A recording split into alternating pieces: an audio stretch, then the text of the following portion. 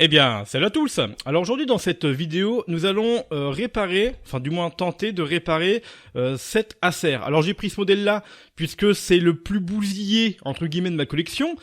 C'est un Acer liquide Z6, un truc comme ça, je sais plus exactement. Hein, bon, il y a plus sa batterie, je l'ai retiré il y a un moment. En fait, moi, quand je garde les téléphones comme ça, hop, voilà, je retire tout simplement les batteries.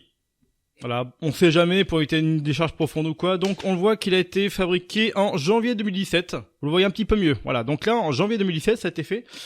C'était un dual SIM, voilà ici, et une carte micro SD. Bon, alors j'ai pris celui-ci, comme je vous dis, parce que c'est le plus bousillé.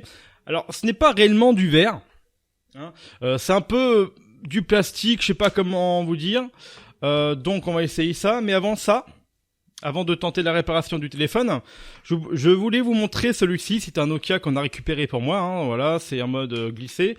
Bon, c'est pas la même époque, mais voilà. Donc c'est un Nokia Car 6, dites-le comme vous voulez. Donc voilà, un 3,2 mégapixels qui refuse tout simplement de charger. Ma voisine, il y a quelques jours, pas très longtemps, m'a filé un Motorola. Hein, j'ai installé son imprimante et elle m'a donné ce téléphone qui lui fonctionne. Je l'ai rechargé.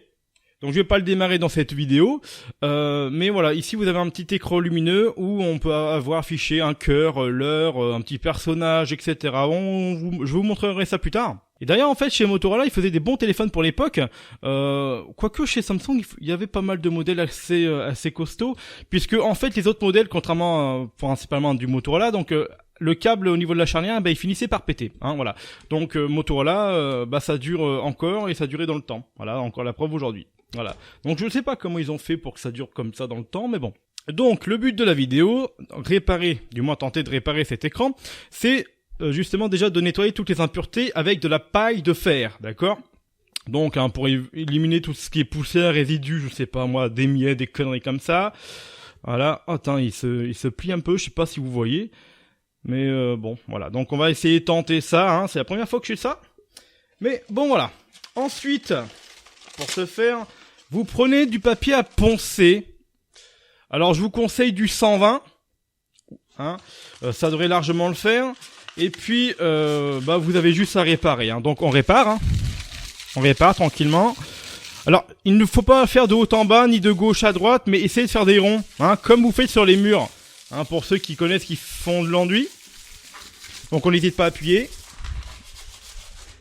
On appuie fort. Bon.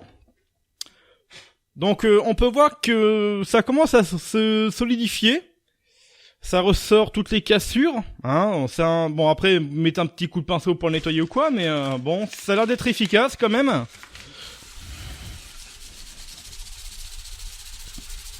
Oh, je sais pas si ça marche vraiment en fait.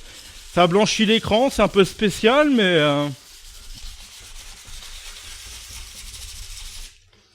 bon, hein, écoutez, pour ce téléphone-là, je pense que on peut rien faire.